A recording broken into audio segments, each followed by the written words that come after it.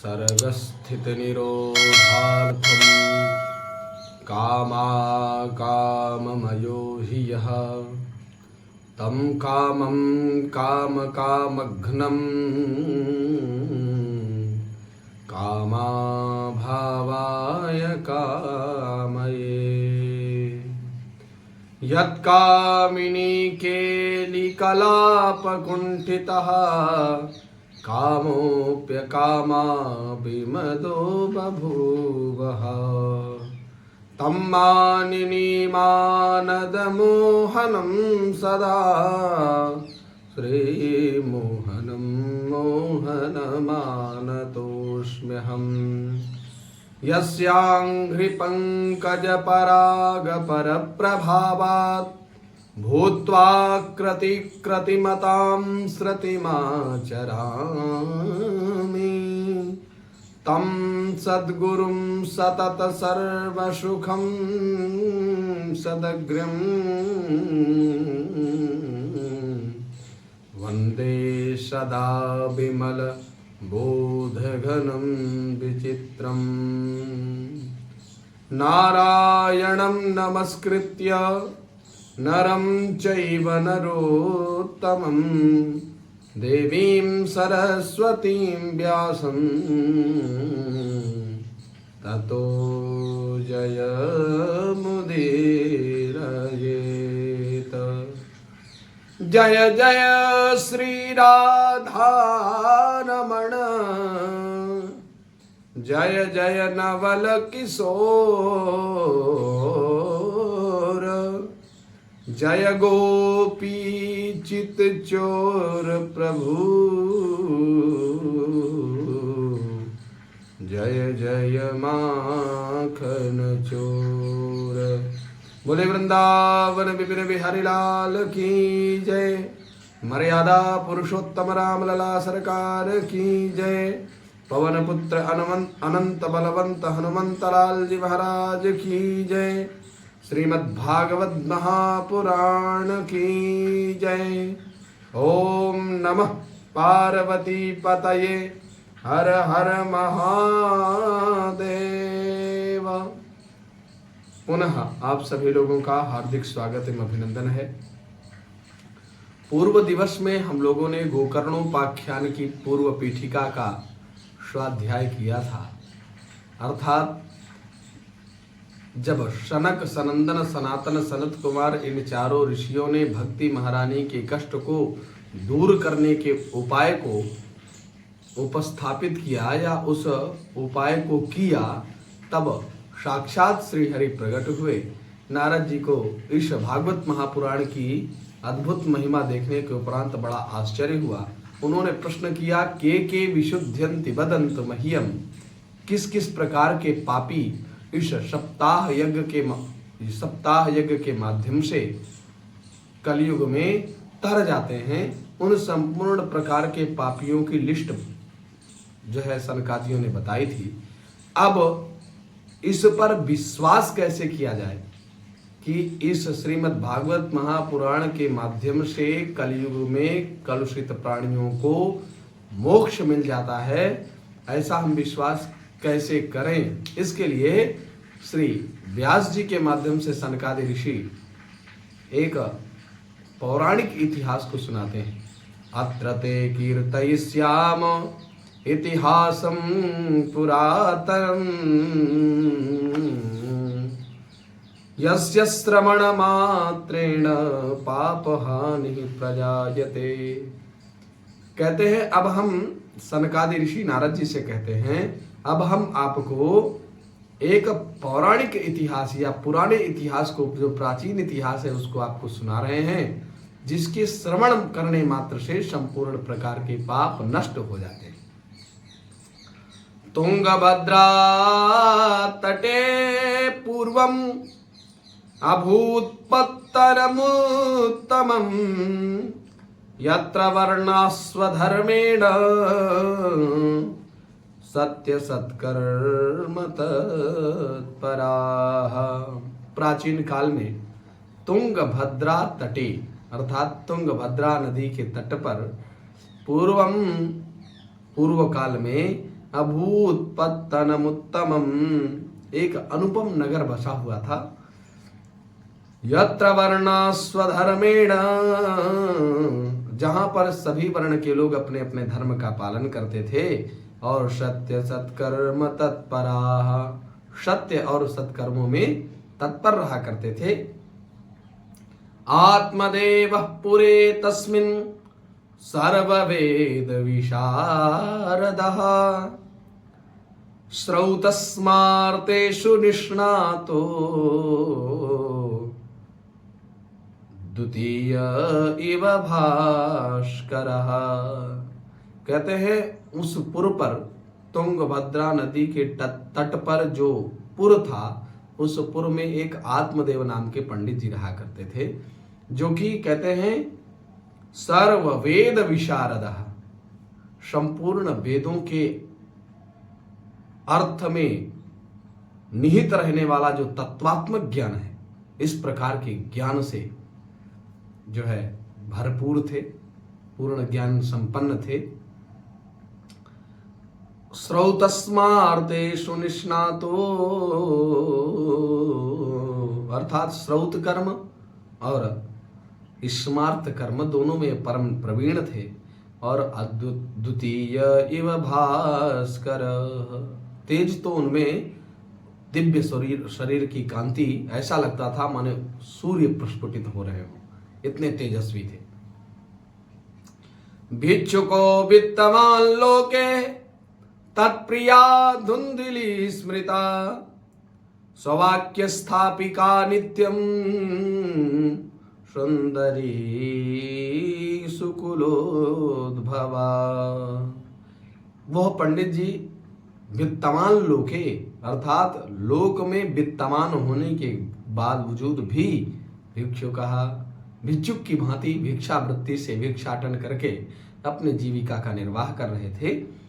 तत्प्रिया धुंधली स्मृता, और उनकी प्रिया आत्मदेव जी की जो पंडितानी थी, उनका नाम धुंधली था। उनकी विशेषता क्या है तो कहते हैं स्ववाक्य स्थापिका, जबरदस्ती अपने बात को मनवाना, अर्थात स्व माने अपने, वाक्य माने वचनों को, स्थापिका माने स्थापित करने वाली। सत्य हो अथवा असत्य हो, मैंने जो कहा है वही सत्य है, ऐसी स्वभाव वाली। नित्यम सुंदरी सुकुलोद्भवा, सुंदर उच्च कुल खानदान की वह कन्या थी और सुंदरी बहुत थी। जैसे पंडित जी सुंदर थे, उसी प्रकार से धुंधली जी भी बहुत सुंदर थी। लोकवार्ता रता क्रूरा प्रायशो बहुजल्पिका, सूरा च गृह कृत्येषु कृपणा कलह प्रिया। पंडित जी जितने धार्मिक थे, पंडितानी उतना ही विलोम थी, अर्थात जस्ट अपोजिट क्रिया करने वाली। पंडित जी धार्मिक थे तो ये सांसारिक प्रपंच में लगी रहने वाली थी। कहते हैं लोकवार्ता रता, सांसारिक प्रपंचों में ही रति करने वाली। क्रूरा, बहुत क्रूर थी। प्रायशो बहुजल्पिका, इतना बोलती थी कि भैया बोलना चालू कर दे तो बंद न करे। सूरा च गृह कृत्येषु, गृह कार्यों में सूर थी, घर के कार्यों को तो अकेले निपटा लेती थी।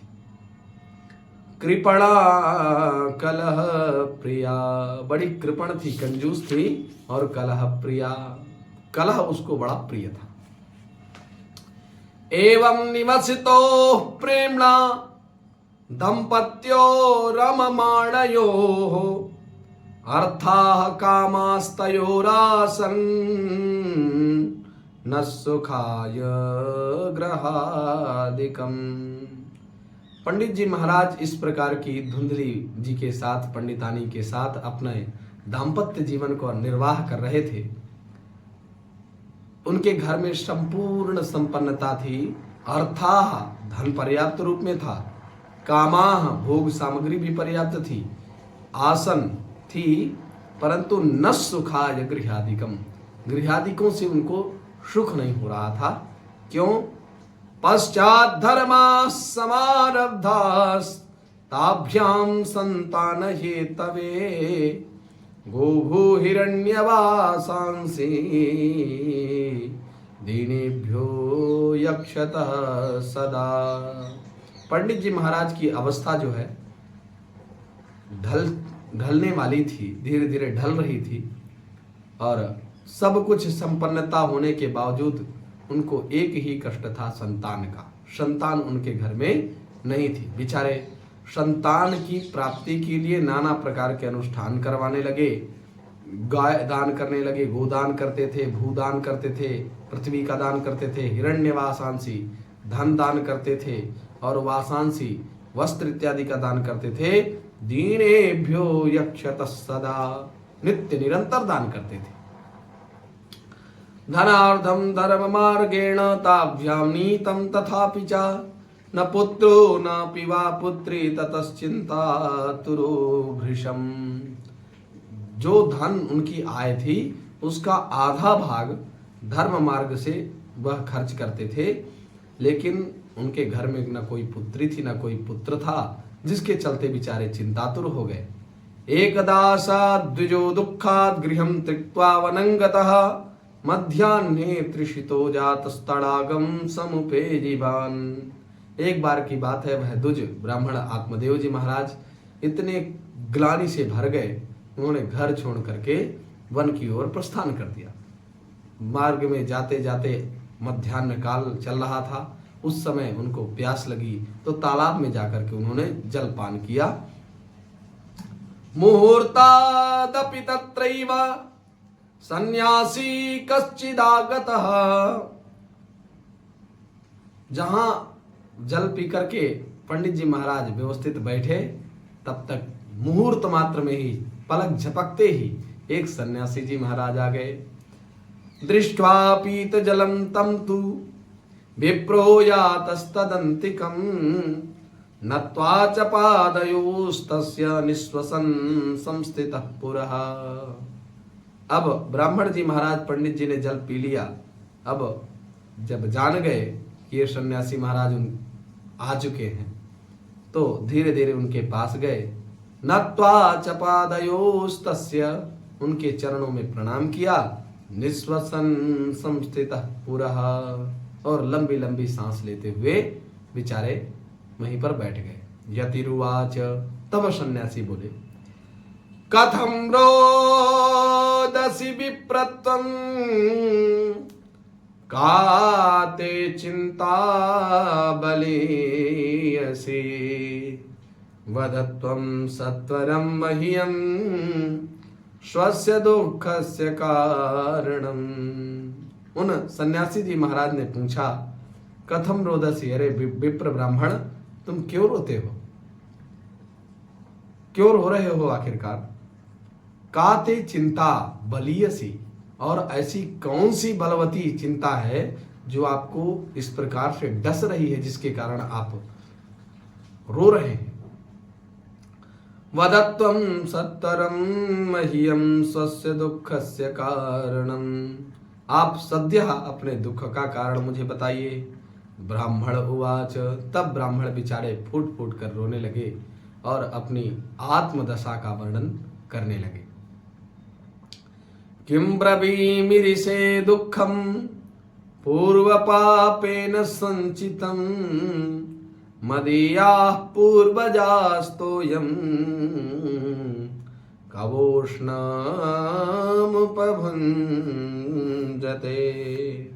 हे महाराज, सन्यासी जी महाराज, मैं आपसे क्या बताऊं, पूर्व जन्मों के पापों के प्रभाव से मेरे जो पूर्वज हैं मेरे जो पूर्वज हैं वो पूर्वज मेरे द्वारा दिए गए जलांजलि इत्यादि को, जल को चिंता जनित हो करके गरम गरम जल प्राप्त करते हैं। उनको यथा जैसे मैं जल जो देता हूँ जलांजलि में, वो जल नहीं मिलता, उनको गरम गरम जल मिलता है। और बेचारे पूर्वज भी परेशान। अब मेरे भी दैव भाग्य के कारण ऐसा पूर्व जन्म के कृत्य रहे इसके चलते मुझे कोई संतान नहीं। मद्दत्तं नैव गृह्णन्ति प्रीत्या देवादुजातयः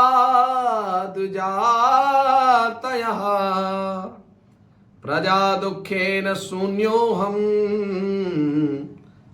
प्राणास्त्यक्तुमिहागतः। कहा जो मेरे पूर्वज हैं मेरे द्वारा दी गई जलांजलि को ग्रहण नहीं करते हैं, और प्रीत्या देवा दुजातयः, देवों को और द्विजातियों अर्थात ब्राह्मणों को जो कुछ भी मैं प्रेम पूर्वक देता हूँ वो भी उसको स्वीकार नहीं करते हैं प्रेम पूर्वक। प्रजा दुखेन शून्योऽहं प्राणास्त्यक्तुमिहागतः। कहा प्रजा दुख अर्थात पुत्र न होने के कारण संतान दुख से दुखित होकर के मैं यहाँ पर प्राण त्यागने के लिए आया हूँ। सर्वम शून्यम दरिद्रस्य, अर्थात जिसके कोई संतान नहीं उसका सब कुछ शून्य, ऐसी स्थितियां होती हैं। अब पंडित जी और फुट फुट कर रो रहे हैं।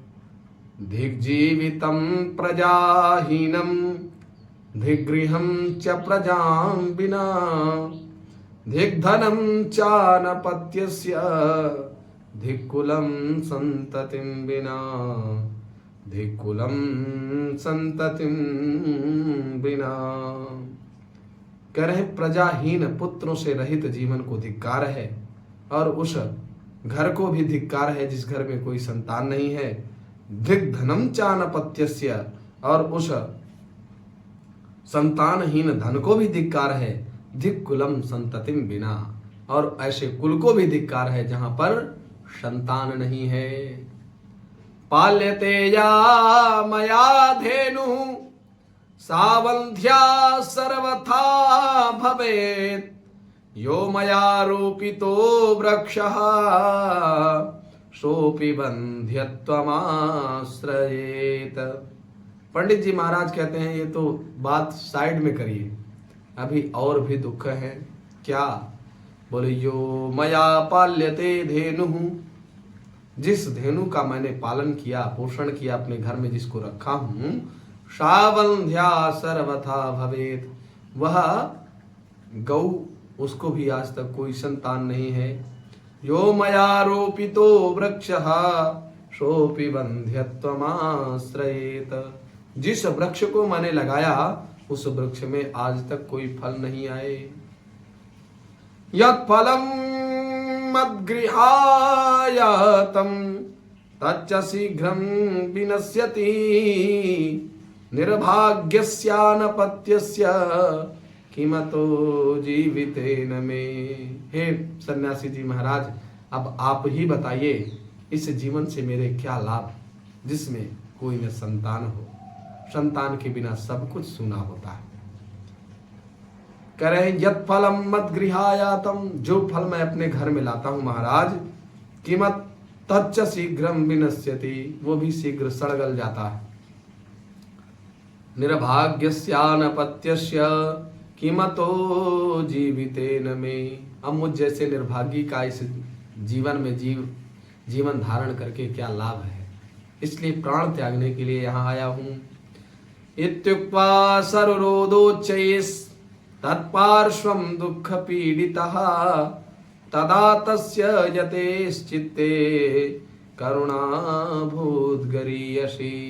ऐसा कह करके ब्राह्मण विप्र बिचारे रुदन करने लगे और पार्श्व में जाकर के दुख पूर्वक अपनी वेदना को व्यक्त करने के उपरांत बिचारे वहीं पर उन सन्यासी जी महाराज के चरण पकड़ लिए।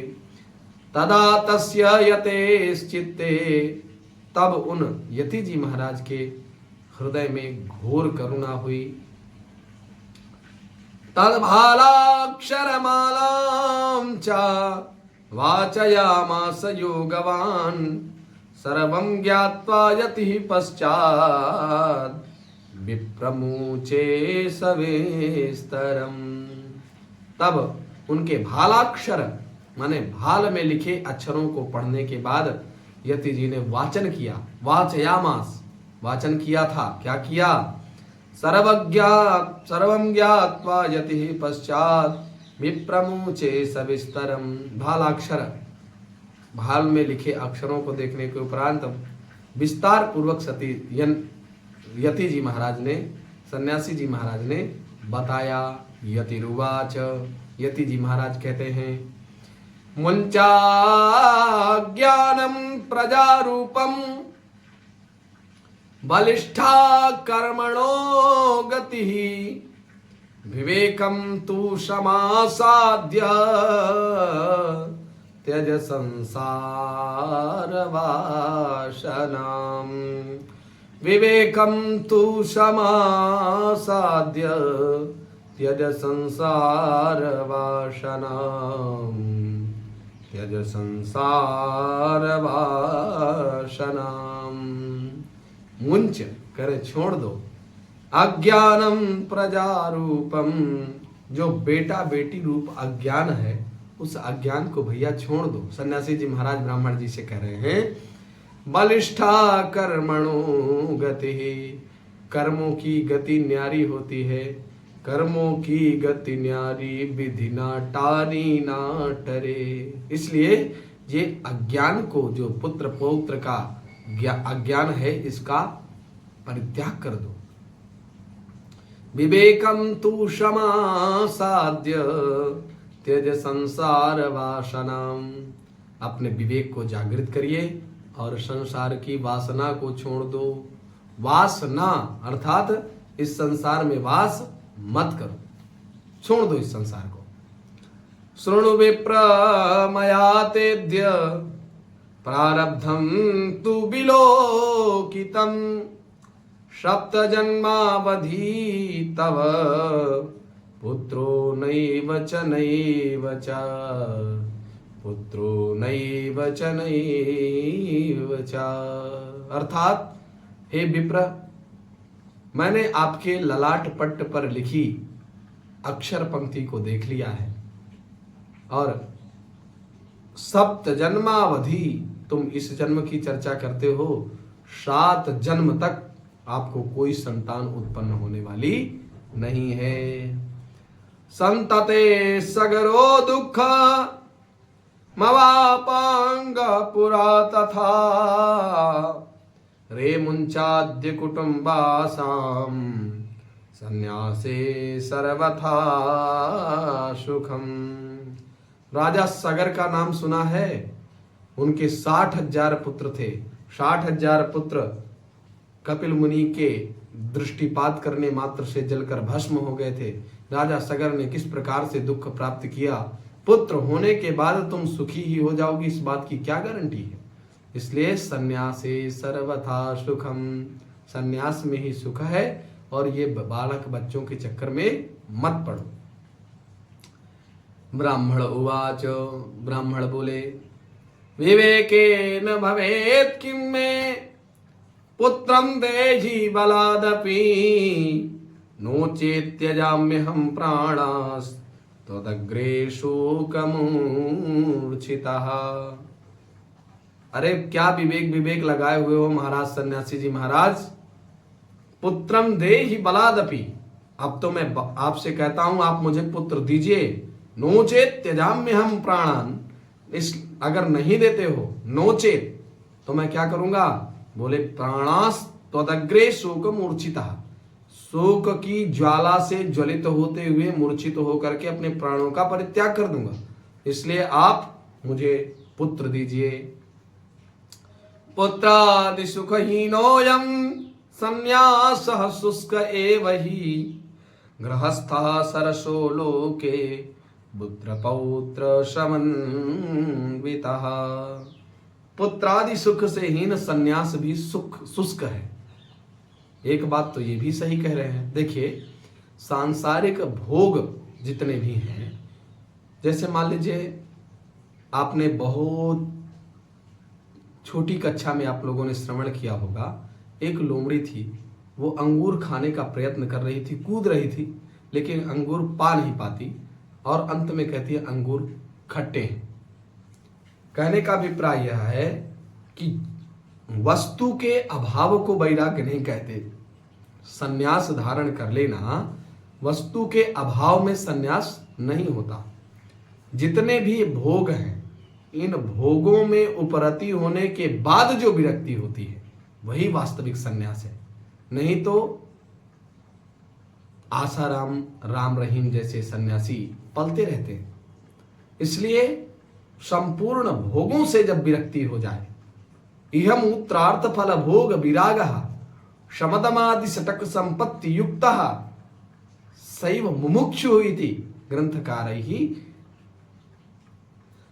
निरूपितम वर्तते। अर्थात जितने भी ऐहिक सुख हैं, इस लोक के सुख हैं, श्रिक चंदन वनितादि जन्य जो सुख हैं, उनका सबका उपभोग करने के बाद जो विराग होता है, वैराग्य होता है, वास्तव में वही सन्यास है, जहां तक मैं समझ पा रहा हूं। और सन्यास की लोगों ने कई तरीके से व्याख्या की है, बहुत प्रबुद्ध आचार्यों ने इसका यथार्थ निरूपण भी किया है, लेकिन हम लोग संक्षेप में जानेंगे। तो कहते हैं गृहस्थः सरसो लोके, सन्यासी हो आप, क्या जानो पुत्र पौत्र का सुख। कहते हैं पुत्र पौत्र समन्वितः, पुत्र पौत्र समन्वित जो गृह होता है बड़ा आनंदकर होता है। इति विप्राग्रहं दृष्ट्वा प्राब्रवीत् स तपोधनः चित्रकेतुर्गतः कष्टं विधिलेख विमार्जनात्। ब्राह्मण का ऐसा आग्रह देख करके उन तपोधन ने कहा, सन्यासी जी ने कहा, विधाता के लेख को मिटाने का हठ करने से राजा चित्रकेतु को बड़ा कष्ट उठाना पड़ा था। नयास्यसि सुखम पुत्राद् यथा दैव हतोद्यमः अतो हठेन युक्तोषि ह्यर्थिनं किं बदाम्यहम्। इसलिए दैव जिसके उद्योग को कुचल देता है, उस पुरुष के समान तुम्हें भी पुत्र सुख नहीं मिल सकेगा। अर्थात तुम्हारे जीवन में पुत्र सुख नहीं है। तुमने तो बड़ा हट पकड़ रखा है और अर्थी के रूप में तुम मेरे सामने उपस्थित हो, ऐसी दशा में मैं तुमसे क्या कहूं। तस्याग्रहं समालोक्य फलमेकं सदत्तवान् इदं भक्षय पत्न्या त्वं ततः पुत्रो भविष्यति। बेचारे असमंजस की स्थिति में यति जी महाराज ने उनको एक फल दिया, कहा ये फल अपनी पत्नी को खिला देना तो निश्चित रूप से पुत्रो भविष्यति, पुत्र होगा। सत्यम शौचम दयादानम एक भक्तम तो भोजनम वर्षावधि स्त्रिया कार्यम तेन पुत्रोति निर्मलः। तुम्हारी स्त्री को 1 साल तक सत्य सुचितापूर्ण स्थिति में दया के साथ दान करते हुए 1 समय अन्न खाने का नियम करना चाहिए, रखना चाहिए, और ऐसा यदि वह करती हैं तो निश्चित रूप से उनको सुंदर पुत्र की प्राप्ति होगी। एवं मुक्त्वा ययौ योगी विप्रस्तु गृहमागतः पत्न्याः पाणौ फलं दत्त्वा स्वयं यातस्तु कुत्रचित्। पत्नी के हाथों में फल को दे करके स्वयं ब्राह्मण जी महाराज तो चले गए, और उधर योगी जी महाराज भी ऐसा कह करके चले गए। ब्राह्मण भी अपने घर को लौट आए। अहो तरुणी कुटिला तस्य सख्यग्रे चरुरोदः अहो चिंता ममोत्पन्ना फलम चाहम न भक्षये। अब धुंधली महारानी के हाथ में जब फल आया तो वो सामान्य रूप से तो फल का भक्षण करने वाली थी नहीं। सख्यग्रे चरुरोदः, सखियों के सामने रो रो करके कहने लगी, अहो चिंता ममोत्पन्ना फलम चाहम न भक्षये। मेरे मन में महती चिंता है और मैं इस फल को नहीं खाना चाहती हूँ। क्यों नहीं खाना चाहते हो बहन, तुम्हारे तो कोई संतान नहीं, सखियों ने कहा। तो कह रही, फल भक्षेण गर्भस्याद् गर्भेणोदर वृद्धिता स्वल्प भक्ष्यम ततो शक्तिर गृह कार्यम कथम भवेत्। करे फल यदि मैंने भक्षण कर लिया, खा लिया, तो गर्भस्यात् गर्भ स्थित हो जाएगा, अर्थात गर्भेण उदर वृद्धिता, और जब गर्भ स्थित हो जाएगा तो मेरा उदर बढ़ जाएगा, पेट बढ़ेगा। फिर क्या होगा? तो स्वल्प भक्षम ततो शक्तिर, तब मैं थोड़ा खा पाऊंगी, और जब थोड़ा खा पाऊंगी तो अल्प शक्ति हो जाऊंगी, कमजोर हो जाऊंगी, दुर्बल हो जाऊंगी। और जब अल्प शक्ति हो जाऊंगी तो गृह कार्यम कथम भवेत, तो ये जो अकेले मैं घर के पूरे कार्य निपटा लेती हूँ, ये कौन करेगा ये सब घर के कार्य? पंडित जी। ऐसा कह करके पंडितानी अपनी बात कर रही हैं। करें, चलो ठीक है, एक कारण और है। क्या? दैवात घाटी ब्रजेत ग्रामे पलायेत गर्भिणी कथम सुकवन्निवसेत गर्भम तम कुक्षे कथमुसृजेत।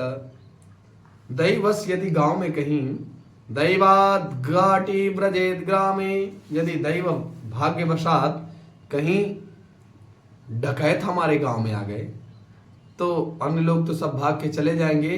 पलायेत गर्भिणी कथम, गर्भिणी कैसे भागेगी बेचारी, नहीं भाग पाएगी, तो डाकू भी मुझे मार करके चले जाएंगे। और करे सुकवन्निपसेत गर्भस तम कुच्छे कथमुसृजेत। मैंने सुना है सुखदेव जी महाराज अपनी मां के पेट में 16 वर्ष तक रहे, तो 16 वर्ष तक अगर मेरा पुत्र 1-2 साल भी अगर रह गया तदा में मरणं भवेत, तिर्यक्षेदागतो गर्भस्तदा में मरणं भवेत, प्रसूतौ दारुणौ दुःखम सुकुमारी कथम सहे। कह रहे हैं कि तिर्यक चेदागतो गर्भस, यदि गर्भस्थ शिशु टेढ़ा मेढ़ा हो गया या गर्भ टेढ़ा हो गया तो करें तदा में मरणम भवेत, निश्चित रूप से मैं मर जाऊंगी।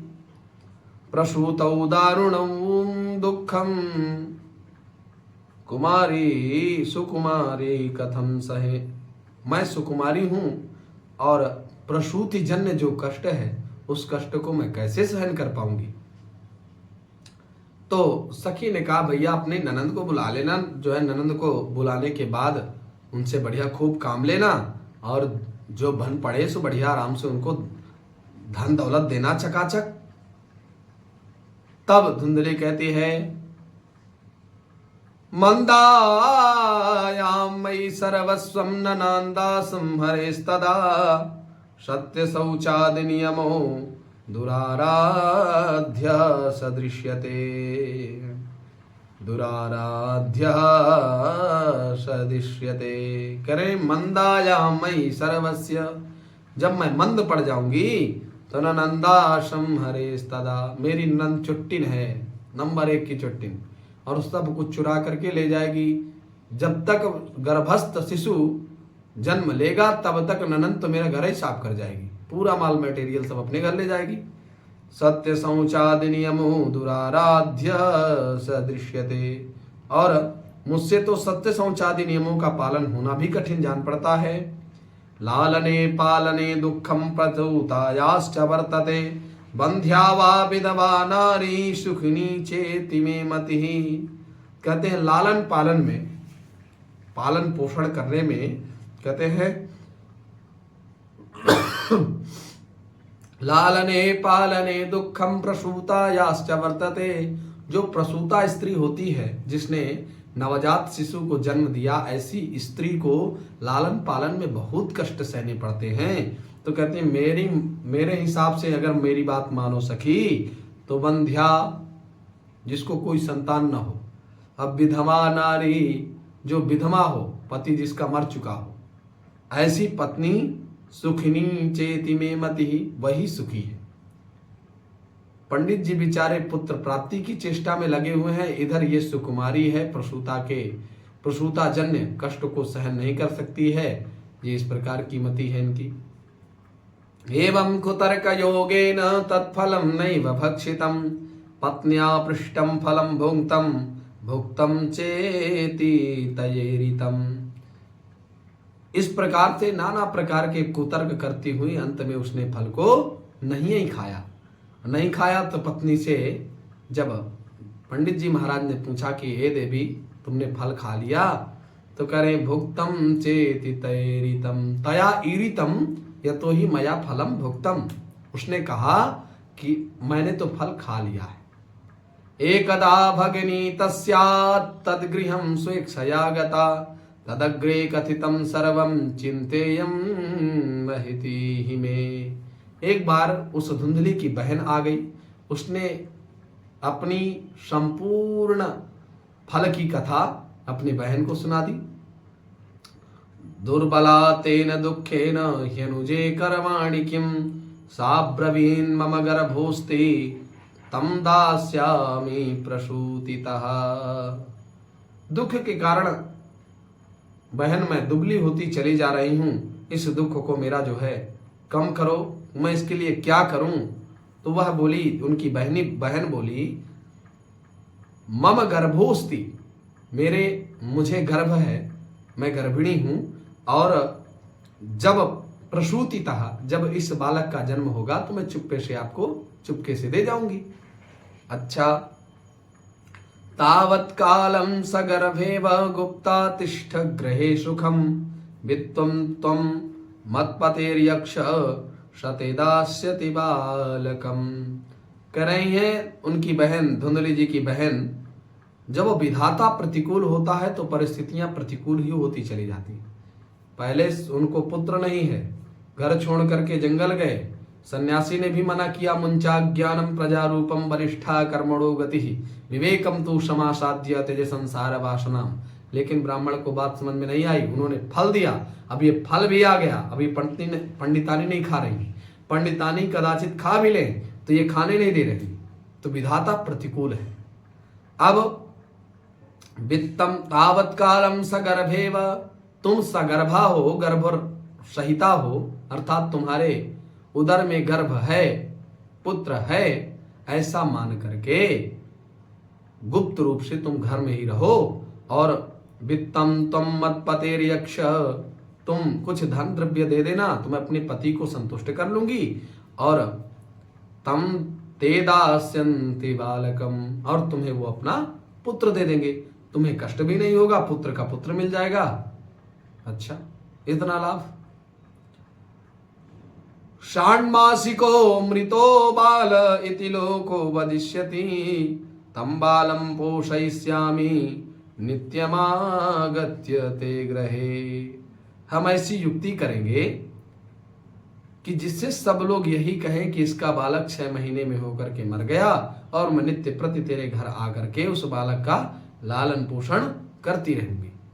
फलमर्पयधेन्मयि त्वं परीक्षार्थम तु सांप्रतम तत्तदाचरितम सर्वम तथैव स्त्री स्वभावतः। कह रही ये फल को तुम, जो गाय बंधी है इसको खिला दो, ये फल की महत्ता तुम्हें समझ में आ जाएगी कि क्या फल का क्या वैशिष्ट्य है। इसी गाय को खिला दो, तुम मत खाओ, पुत्र होगा, मेरे पति को कुछ धन दे देना, आराम से बढ़िया तुमको पुत्र भी मिल जाएगा, कोई कष्ट भी नहीं होगा। अच्छा, तत्तदाचरितम सर्वम तथैव स्त्री स्वभावतः। स्त्री स्वभाव होने के कारण जो जो वह कहती गई वही वही सब ये करती गई। धुंधली जी महारानी। अथ कालेन सा नारी प्रसूता बालकम तदा आनीय जनको बालम रहस्ये धुंधलीं ददौ। समयांतर में उस धुंधली की बहन को पुत्रोत्पत्ति हुई और उन्होंने बालक को आकर के गुप्त रूप से धुंधली को दे दिया। तया च कथितं भर्त्रे प्रसूतः सुखमर्भकः लोकस्य सुखमुत्पन्न आत्मदेव प्रचोदयात्।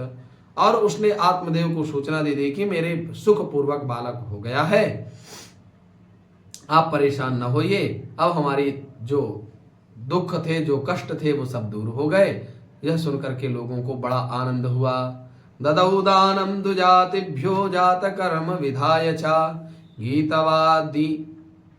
गीतवादित्र घोषो भूत तद्वारे मंगलम बहु। दुजातियों को बहुत दान दिया, जात कर्म संस्कार हुआ, गीतवादी के द्वारा खूब घोष हुआ, उनके घर में खूब मंगल गीत हुए। भर्तुरग्रे ब्रवीद वाक्यम स्तन्यम नास्ति कुचे मम अन्यस्तन्येन निर्दुग्धा कथम पुष्णामि बालकम। जब तक शिशुत्पत्ति नहीं होती है, पुत्रोत्पत्ति नहीं होती, तब तक माताओं के स्तनों में दूध नहीं आता है। जब अब पुत्र तो इसका है नहीं, तो जब इसका पुत्र नहीं है तो इसके दुग्ध भी निकलना असंभव है, तो दुग्ध भी नहीं निकल रहा है। तो कह रही भर्तृअग्रे ब्रवीद वाक्यम, भर्तृ अर्थात स्वामी के सामने उसने अपनी बात रखी कि स्तन्यम नास्ति कुचे मम, मेरे कुचों में, मेरे स्तनों में दूध तो है ही नहीं। अन्यस्तन्येन निर्दुग्धा कथम पुष्णामि बालकम, और फिर गौ आदि किसी अन्य जीव से दूध मैं बालक का किस प्रकार से पालन करूं, मेरे स्तनों में तो दूध ही नहीं है। गौ इत्यादि उनके भी कोई संतति नहीं, गाय के दूध से ही इसका पालन पोषण कर लेती। मत स्वसुश्चा प्रसूतायाः मृतो बालस्तु वर्तते, तामाकार्य गृहे रक्ष सातेर्भम पोषयिष्यति। कह रही मेरी जो बहन है, आपकी साली को पुत्र हुआ था, उसका पुत्र 6 महीने में मर चुका है। मर जाने के कारण वह गर्भिणी थी, पुत्र भी हुआ, तो उसके स्तनों में दूध निकल रहा है। यदि आप कहें तो मैं उनको बुला लूं और वही जो है अपने जो आपका जो पुत्र है उसका पालन पोषण करती रहेंगी। पतिना तत्कृतं सर्वं पुत्र रक्षण हेतवे, पुत्रस्य धुंधकारीति नाम मात्रा प्रतिष्ठितम। पति के द्वारा संपूर्ण प्रकार की पुत्र रक्षण के जो हेतु हैं, अर्थात साली को भी आने का अवसर दे दिया। पुत्रस्य धुंधकारीति नाम मात्रा प्रतिष्ठितम, बालक का नाम धुंधकारी, बढ़िया नामकरण संस्कार भी हो गया। त्रिमासे निर्गते चाथ साधेनु सुसुवेर्भकम, सर्वांग सुंदरम दिव्यम निर्मलम कनकप्रभम। त्रिमासे निर्गते, 3 महीना जब बीत गया, तब धेनु सुसुवेर्भकम, तब धेनु ने भी, गाय ने भी पुत्रोत्पत्ति की, अर्थात गाय को भी पुत्र उत्पन्न हुआ। कहते सर्वांग सुंदरम दिव्यम निर्मलम कनक प्रभम, कनक के समान सुंदर आभा वाले पुत्र को गाय ने जन्म दिया। दृष्ट्वा प्रसन्नो विप्रस्तु संस्कारान् स्वयमादधे, मत्वाश्चर्यं जनाः सर्वे दिदृक्षार्थं समागताः। विप्र बहुत प्रसन्न हुए और उनके संपूर्ण संस्कारों को उन्होंने संपादित किया। मत्वाश्चर्यं जनाः सर्वे, बड़ा आश्चर्य है, गाय को पुत्र होना ये आश्चर्य का विषय तो है ही, तो सभी लोग देखने के लिए आए। भाग्यो धुना जाता आत्मदेवस्य पश्यत, धेन्वा बाल प्रसूतस्तु देवरूपीति कौतुकम। करें अब तो पंडित जी का भाग्योदय हो गया, देखिए कहां तो एक भी संतान नहीं थी, अब भगवान प्रसन्न होकर के पुत्र ही पुत्र दे रहे हैं, गाय को भी पुत्र हुआ। न ज्ञातं तद्रहस्यं तु केनापि विधियो गतः, गोकर्णं तं सुतं दृष्ट्वा गोकर्णं नाम चाकरोत्। धीरे धीरे दोनों उनके रहस्य को कोई समझ नहीं पाया। किनके रहस्य को? जो धुंधली जी का प्रपंच था, धुंधली की जो बहन थी उसका जो पुत्र धुंधली जी के घर में आया, इस प्रपंच को गोपनीय रखा गया, कोई जान नहीं पाया। अब इधर गो के समान कर्ण है, कान उनके गाय के समान है, इसलिए पंडित जी ने गोकर्ण जी का नाम गोकर्ण रख दिया। कियत् कालेन तौ जातौ तरुणौ तनया बुभौ, गोकर्ण पंडितो ज्ञानी धुंधकारी महाकलह। कुछ समय व्यतीत हुआ, दोनों लोग तरुणावस्था को प्राप्त हुए, दोनों तनय बढ़िया नव यौवनावस्था को संप्राप्त हुए। गोकर्ण जितने बड़े होते जा रहे हैं उतने ज्ञानी होते जा रहे हैं, और धुंधकारी महाखल का आचरण कर रहा है। महाखल के कुछ लक्षण हैं, जैसे कि हम लोग सामान्य रूप से एक में 2-4 पंक्तियां आपके समक्ष निवेदित करूं। नई सदी में मिल रही है दर्द भरी सौगात, बेटा कहता बाप से तेरी क्या औकात। पानी आंखों का मरा मरी शर्म और लाज, कहे बहू अब सास से घर में मेरा राज।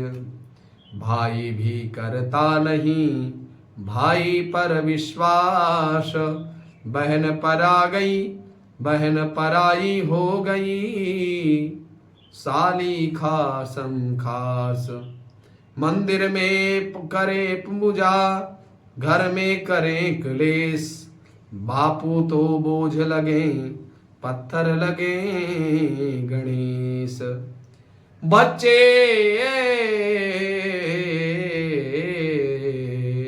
बचे कहाँ अब शेष हैं दया धर्म ईमान, पत्थर के भगवान हैं पत्थर दिल इंसान।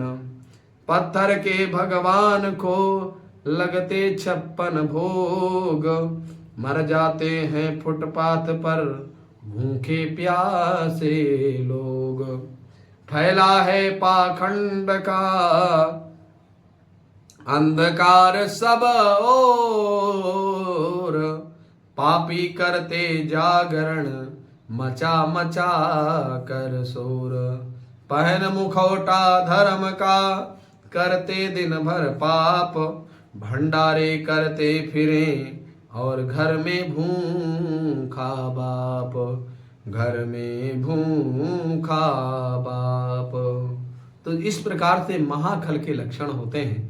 तो खल जो है, खलत्व वृत्ति को प्राप्त हो रहे हैं धुंधकारी जी और पंडितत्व वृत्ति को प्राप्त हो रहे हैं गोकर्ण जी महाराज। स्नान शौच क्रियाहीनो दुर्भक्षी क्रोधवर्जितः क्रोधवर्धितः, दुष्परिग्रह कर्ता चा शवहस्तेन भोजनम।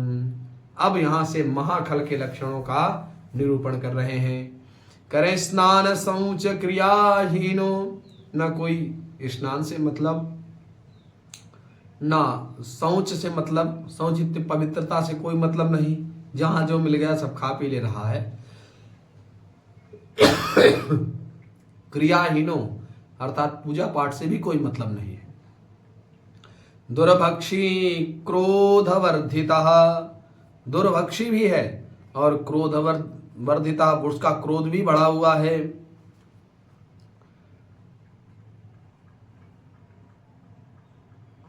खान पान का कोई परहेज भी नहीं है। दुष्परिग्रह करता चा, अनायास निरर्थक सामग्री का अर्जन करता रहता है। और सब हंसते न भोजनम, मुर्दे के हाथ से छुआया हुआ अन्न भी खा लेता है। बिल्कुल विवेक का आश्रय नहीं ले रहा है धुंधकारी। चौरहा सर्वजन द्वेषी परवेश्म प्रदीपकः, लालनायार्भकान् धृत्वा सद्यः कूपे न्यपातयत्। कहते हैं चौरहा, चौर कर्म भी कर रहा है, चोरी करता है। सर्वजन द्वेषी, सभी लोगों से द्वेष करता है। परवेश्म प्रदीपकः, दूसरे के घरों में आग लगा देता है। लालनायार्भकान् धृत्वा, जो लालन करने योग्य पुत्र हैं उनको छीन छपट करके कुएं में फेंक देता है। हिंसकः शस्त्रधारी चा दीनान् धानं प्रपीडकः, चांडालाभिरतो नित्यं पाशहस्तः स्वसंगतः। कह रहे हैं भैया वह हिंसक है, शस्त्रधारी है और दीनांधकों को प्रताड़ित करने वाला है। चांडालाभिरतो नित्यं पाशहस्तः स्वसंगतः। कहते हैं चांडालों से विशेष प्रेम था, बस हाथ में फंदा लिए कुत्तों की टोली के साथ शिकार की चक्कर में टहलता रहता था। तेन वेश्याकुशंगेन पितृम वेत्रम वित्तम तुनासितम, एकदा पितरौ ताड्य पात्राणि स्वयमाहरत। धीरे धीरे इतना आतंक उसका बढ़ गया कि वैश्याओं का भी कुसंग करने लगा। उस कुसंग के चलते पितृम वित्तम तुनासितम, वेश्याओं के जाल में पड़ करके उसने अपने पिता की सारी संपत्ति नष्ट कर दी। एक दिन माता पिता मार पीट कर घर के, एक दिन पितरौ ताड्य, एक दिन माता पिता को दोनों को मारा, और पात्राणि स्वयमाहरत, और जो जितने भी बर्तन इत्यादि थे सब ले गया। तत्पिता कृपणः प्रोक्षैर्धनहीनो रुरोधः, वन्ध्यत्वं तु समीचीनं कुपुत्रो दुःखदायकः। पिताजी बड़े दुखित हुए और धनहीन होकर के बड़ा रुदन करने लगे। बंध्यत्वं सुसमीचीनम, इससे अच्छा तो बंध्यत्व ही ठीक था, अर्थात पुत्र ना होता तो ही ठीक था, कुपुत्र से बड़ा दुख होता है। अब पंडित जी विलाप कर रहे हैं। क्व गच्छामि क्व तिष्ठामि क्व मे दुःखं व्यपोहयेत्, प्राणास्त्यजामि दुःखेन हा कष्टं मम संस्थितम्। अब मैं कहाँ जाऊं, क्या करूं, कौन मेरे दुख को कम करेगा, कौन मेरे दुख का उपाय बताएगा। प्राणास्त्यजामि दुःखेन हा कष्टं मम संस्थितम्। अब तो मुझे लगता है कि मैं अपने प्राण त्याग दूं। तदानीं तु समागत्य गोकर्णो ज्ञान संयुतः बोधयामास जनकं वैराग्यं परिदर्शयन्। तब गोकर्ण जी महाराज अपने पिताजी को दुखी जान करके वैराग्य का मार्ग परिदर्शित किया। असारः खलु संसारो दुःख रूपी विमोहकः, श्रुतः कस्य धनं कस्य स्नेहवान ज्वलते निशम। कहते हैं असारः खलु संसारो, यह संसार असार है, यहाँ सार नहीं है, निस्सार है। निर्गतः सारः यस्मात् स निस्सारः असौ निस्सारः, इस प्रकार का निस्सार संसार है। इस संसार में कोई सुखी नहीं है, सभी मोहग्रस्त हैं। ना किसी का धन है, ना किसी का कोई पुत्र बेटा बेटी है, सब ये मोह की ज्वाला में सब ज्वलित हो रहे हैं नित्य प्रति। करण्यचेन्द्रस्य सुखम किंचिन न सुखम चक्रवर्तिनः, सुखमस्ति विरक्तस्य मुनेरेकांत जीविनः। कह रहे हैं कि न इंद्र को सुख है, ना चक्रवर्ती राजा को सुख है। सुखमस्ति विरक्तस्य, सुख यदि है तो किसी विरक्त व्यक्ति को ही सुख है, और बाकी सब मोहग्रस्त में जो ग्रसित होकर के दुखित हैं। मुनेरेकांत जीविनः, मुनियों की भांति एकांत जीवन अर्थात संन्यास धारण करके विरक्ति को प्राप्त कर लेने में ही अत्यंत सुखानुभूति है, आनंदानुभूति है। और ये सब